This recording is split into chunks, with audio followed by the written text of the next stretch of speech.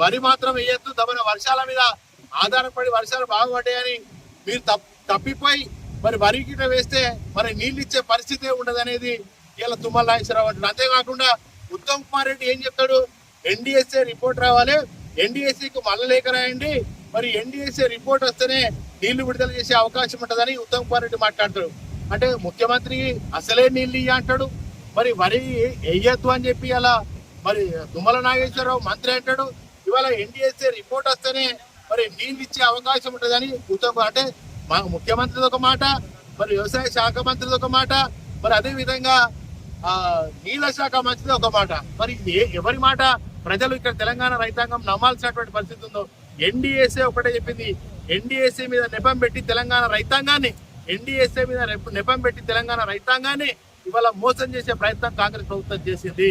NDSA ఏం చెప్పింది, బారాజులదే మాదే బాధ్యత, కేవలం బారాజుల బాధ్యత మాది మాత్రమే, కానీ ఇవాళ ప్రాజెక్టులు నడుపుకునేటువంటి బాధ్యత, నీళ్ళు ఇచ్చే బాధ్యత ప్రభుత్వం, ఆ రాష్ట్ర ప్రభుత్వం బాధ్యత ఉంటుందని ఎన్డీఎస్ఏ పూర్తి రిపోర్ట్ ఇచ్చింది.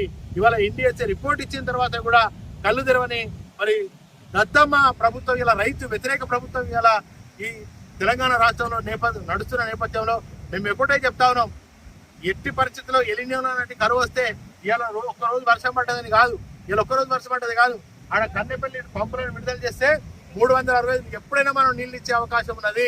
ఆడ కుండ బిందెల నీళ్ళు ఉన్నట్టు ఎప్పుడు మనం గ్లాసు నింపుకొని మరి వీళ్ళకి ఇచ్చినట్టుగా మనం ఇచ్చే అవకాశం ఉన్నా కూడా ఇవ్వకుండా ఇన్ని రోజులు మరి రైతాంగాన్ని ఇబ్బంది పెట్టినటువంటి పరిస్థితి జరిగింది.